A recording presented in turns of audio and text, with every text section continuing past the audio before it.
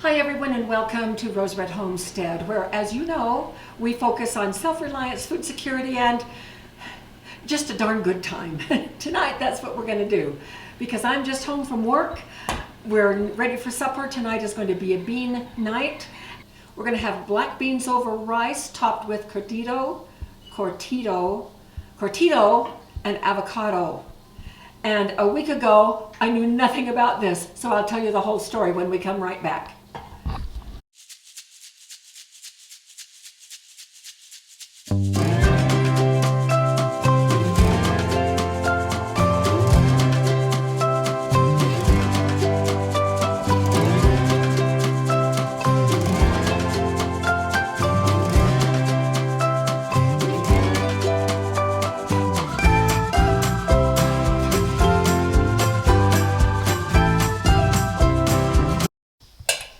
Curtido. I've been practicing 4 days to try to say that right. And thank you to Denise, who gave me the idea for this entire meal, including the Salvadoran relish called Curtido. Oh, I blew it. Curtido. I hope I'm saying that right. Denise, you be sure and tell me if I'm not. And so I looked up a ton of recipes. She gave me kind of the ingredients, and so I looked up several recipes, and they're all very, very similar, except they call for white cabbage and red onion, and Denise likes it with purple cabbage and white onion. And so that's how I'm doing it today. I'm going to show you how to do it, and then we'll get some that I did about 3 days ago. Most recipes call for the cabbage to be just rinsed with boiling hot water. And I think this must be to just soften the cabbage a little bit.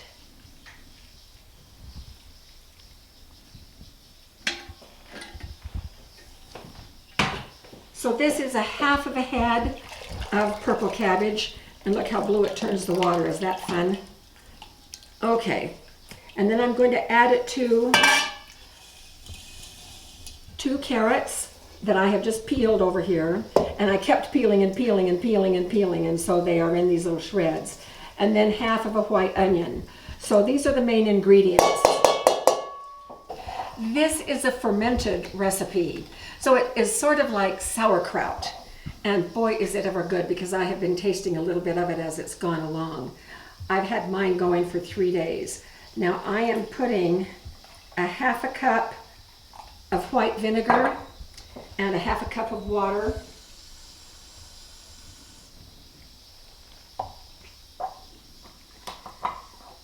It is very important when we ferment things to be sure that, every one of these is a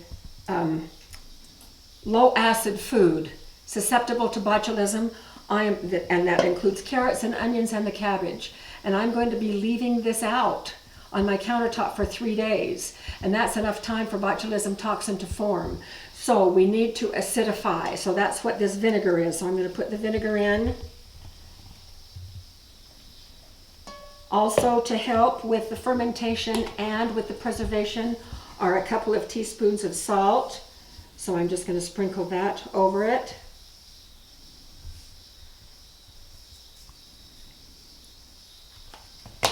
And what I thought was quite an unusual addition to something like this is oregano. And I have some oregano from Italy that I've had for a couple of years, and I'll tell you, it is phenomenal. And so I'm going to sprinkle this oregano all around. In fact, it was so good, I'm going to put in a little bit more.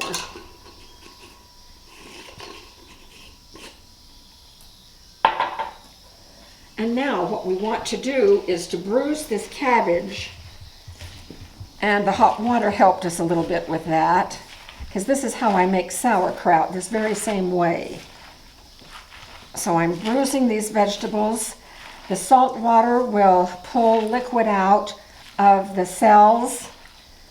The vinegar is going to acidify it, which is what we want. Oh, it smells heavenly. Is this just so pretty? The purple and the white onion and then the orange carrots. And then we're going to ferment it in this 2-quart jar that is right here. Now, I want to be sure that the acidification is enough before I put it in there. So,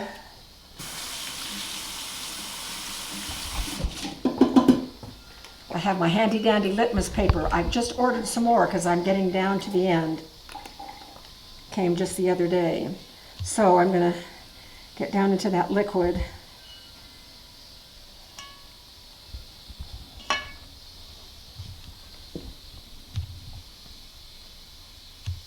It is a 3.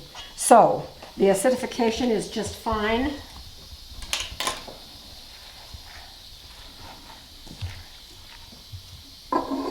And I can already tell that the liquid is increasing.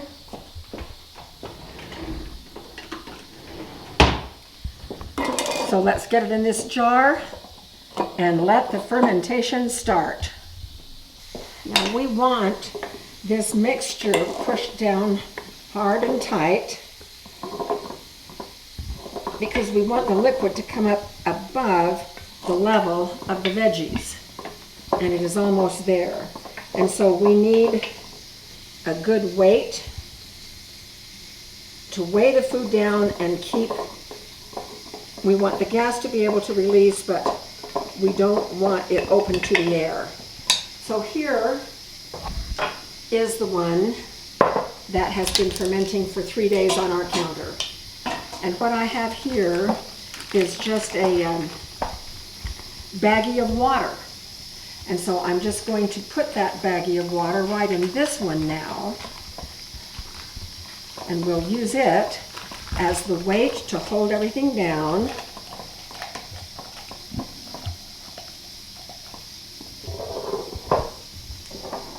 And this one is done. And so we're going to have it for supper tonight. So I'm going to restage everything and we'll be right back to fix our beans. So now I'm in a black blouse because you guessed it, working with purple cabbage was not such a great idea in that white linen shirt, which is now in the washing machine. So today for our beans and rice, we are going to use some of the things that we have prepared in the past. Notice that I have the black beans and rice from my pantry right here. And these are so great together. You can put them together in lots of different ways. Together, they form a complete protein. Beans are not a complete protein. We put beans with rice, we have a complete protein, which is what we get with meat and dairy. And so that's one reason why we are doing beans and rice today. What we are going to use is our black fast beans. And so we're going to reconstitute enough so that Jim and I can have enough for a supper meal. For us, that would be about 2 cups of beans. So we have 2 cups of beans. Actually, I'm going to turn this on first. Let me do that.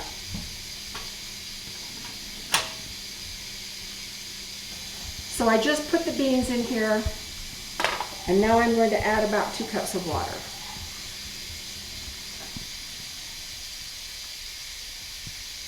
We're going to watch these closely and let them reconstitute.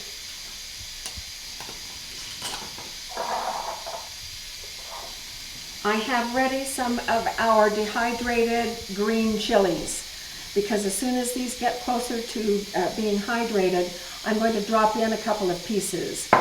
One more thing I wanted to tell you about the Curtido is that it also calls for jalapeno. Jim and I don't eat much jalapeno, but I did have about 4 slices in this batch. It's so good. It just kind of upsets our stomach, so hopefully that won't happen. I did not put any in the batch that I just did, but if you enjoy jalapeno, by all means, slather it on there. Okay, so we're just going to let this go. Then as it boils, I'm going to be adding some salt and the green chilies. So we'll be back when we're closer to having these hydrated. All right, I think we're getting close. So whether you dehydrated yours or freeze-dried yours, cook them here for the right amount of time that it takes to rehydrate them. And I'm just going to now drop in 3 or 4 flakes of these green chilies. We don't mind green chilies so much. We'll let them rehydrate as well.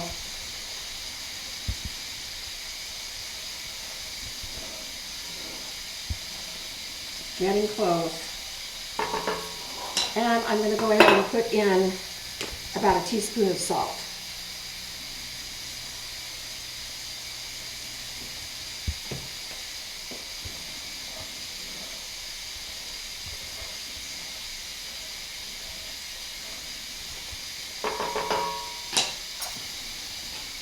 Now I'm going to cut this avocado.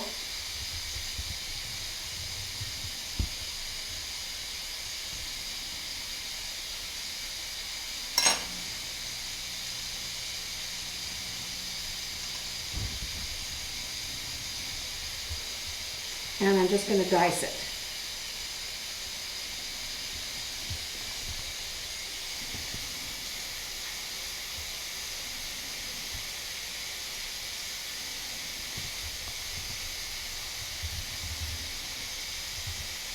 And I think that we're about ready to get our supper together.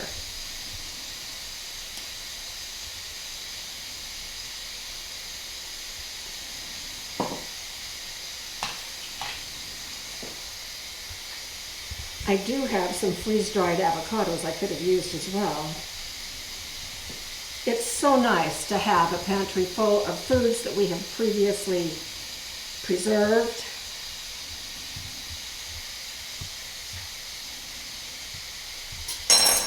Okay.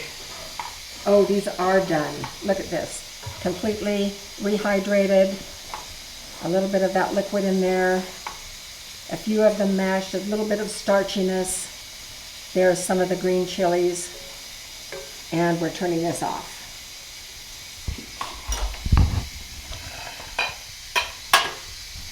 All right, here is how we set this up. I previously cooked this rice. And so on a bed of this beautiful fluffy rice,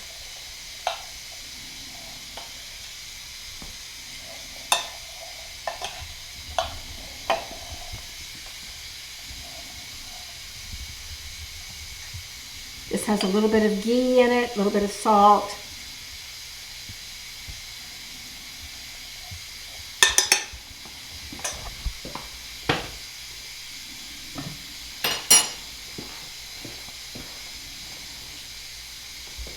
Then we cover that bed of rice with a nice helping of black beans.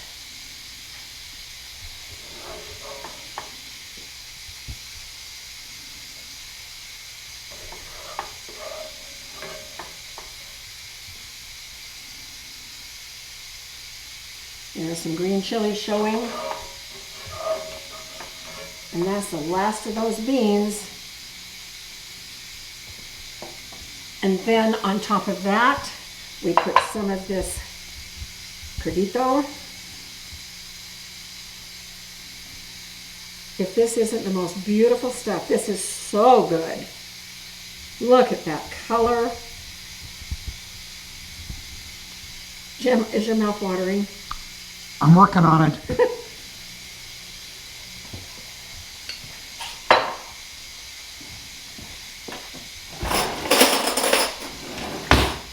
And avocado on the top.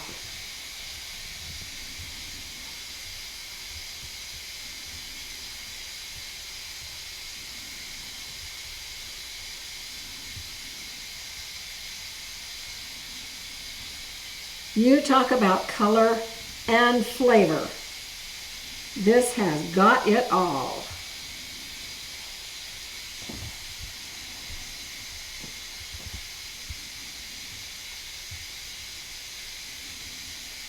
Come on over for dinner. Love to have you stop by. This just looks fabulous, fabulous. So this is a bean dinner. This is a complete protein meal with beans and rice, with the added beauty and flavor of that Curtido and avocado. So Denise, thanks again. Thank you all for joining us, and Jim and I are going to go eat. See you next time.